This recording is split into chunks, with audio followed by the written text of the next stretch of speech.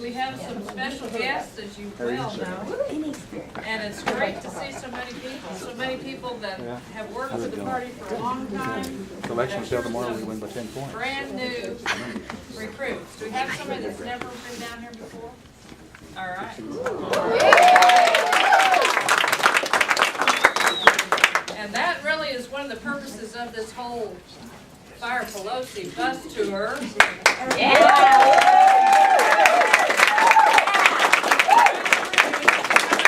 get to work, because by golly, it's time to roll up our sleeves and really get to work. That's right. And we've got good candidates this year, all the way up and down the tickets, and many of them are here right now. Here. Do we need to introduce you? I'll first introduce our brand new chairman for the party, Matt. And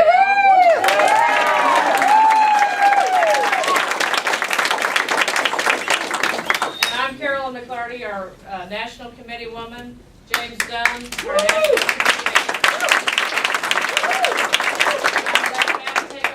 Thank you, Carolyn. I appreciate it. Thank you all for coming. I am Matt, I'm the new Gary Jones. Thinner with hair.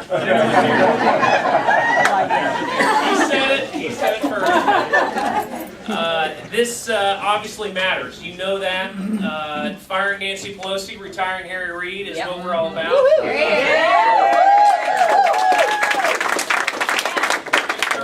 People that I could introduce, but two that can go a long way in firing Nancy Pelosi are here today. James Langford, our nominee in the 5th District.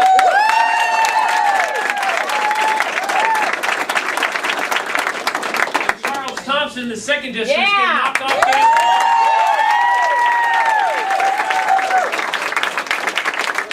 Get to know Charles. Charles has obviously drove in to be here today, and a lot of you probably don't know him. Get to know him. One heck of a resume, and we are proud of our nominee in the 2nd District. We're not going to let Dan Bourne get a cakewalk this election cycle. That's right.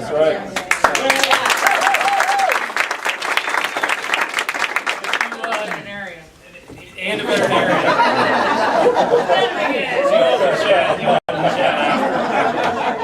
I like the club thing.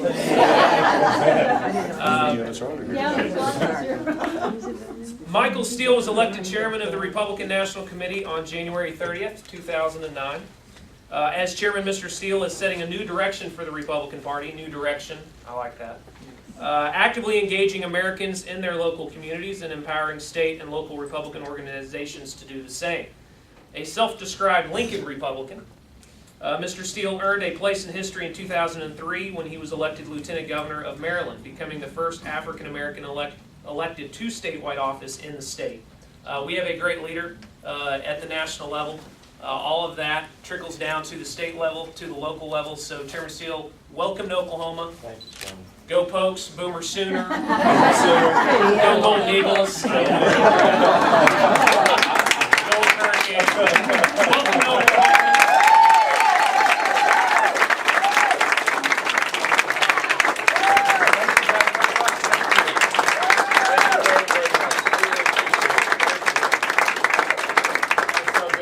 Okay, is this attached to someone?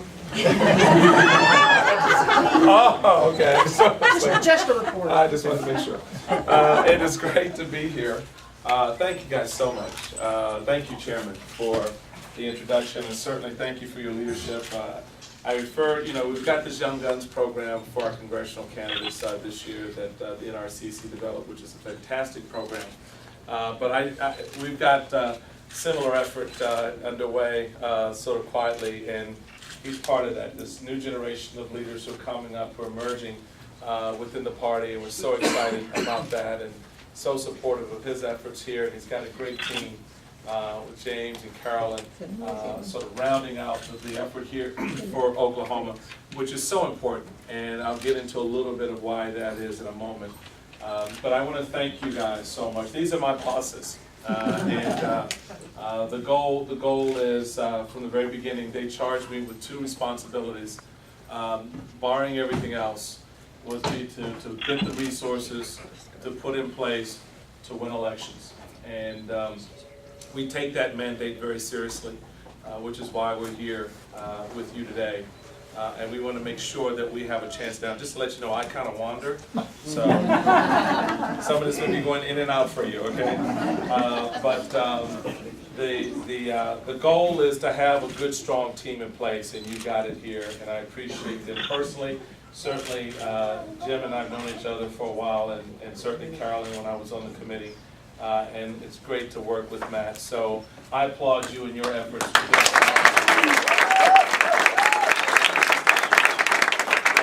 I got to give a shout out to the former chairman who had a hand in getting me on this committee, and that is the incomparable, although he does look good, running for office. Gary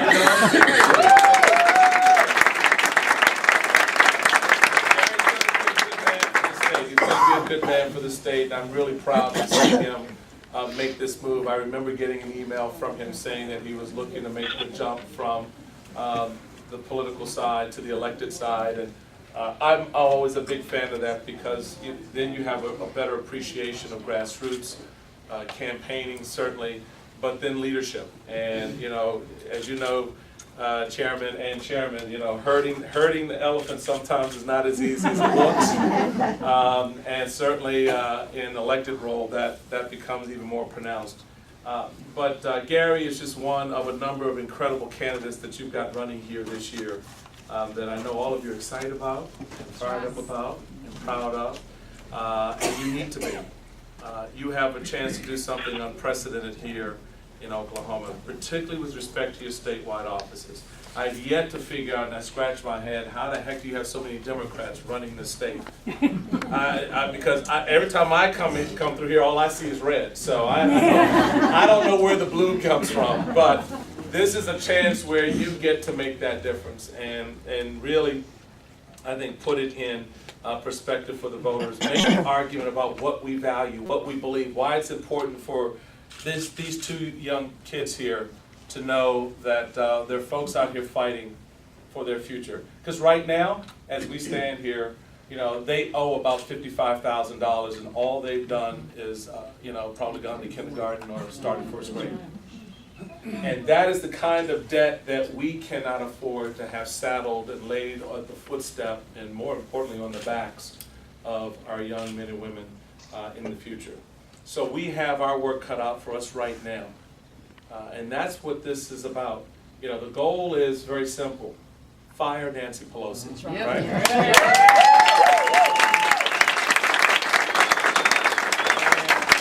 A lot of people, a lot of my Democrats, I don't know if you guys saw the bus out there. And I had a Democrat friend of mine complain about the bus, and I looked him in the eye and said, you know what, you're absolutely right, it's a little understated. I probably could have made the sign a little bigger. Because the cause is that important. Important. So we really do appreciate everything that you're doing. Why? Because you need James and you need Charles in Congress. If you really believe,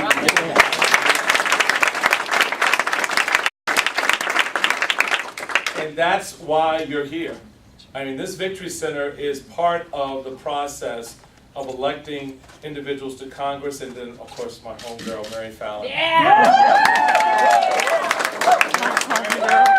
We're lieutenant governors together, and the first time I got to meet her was at Lieutenant Governor Republican Lieutenant Governor Association meeting, and I was blown away immediately by her, and of course her run for Congress in '06, I believe.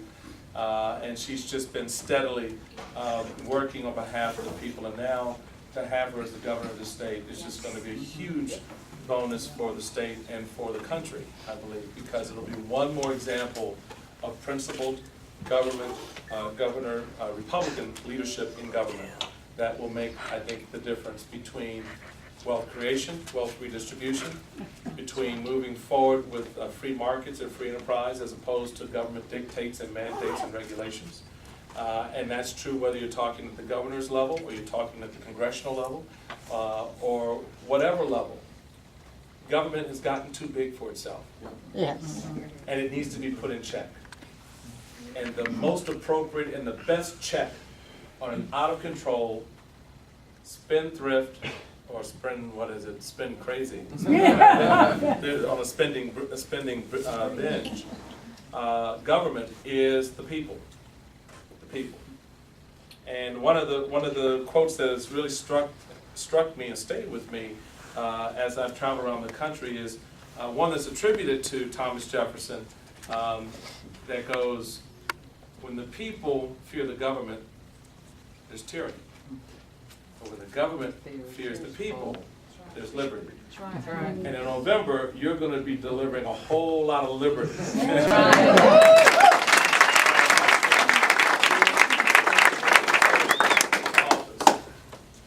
Don't lose sight of the fact that it's going to take a lot of work. I don't care how red you are. I don't care how organized you believe yourselves to be. It's not enough in this hour. Don't sit back and think the Democrats are going to let you just sweep through Oklahoma. Please, don't think that. Don't think that Mary and Charles and James and Gary and others are going to have a difficult race ahead of them. And it's not just about the money that's necessary to be raised for the campaigns. It's about how you organize yourselves. It's about how you commit yourselves. It's about how you dedicate yourself to a cause that's greater than this party and greater than your own individual aspirations. This is a cause that is rooted in our country. Because as far as I'm concerned, we the people still matters. And there are a whole lot of folks in D.C.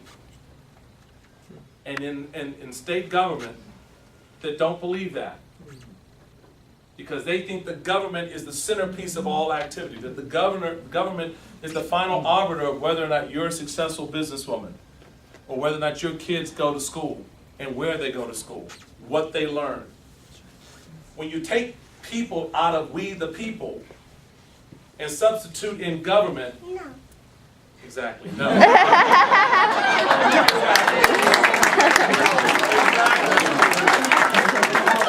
Out of the mouths of babes. Exactly. No. It's a big, I'm done after that.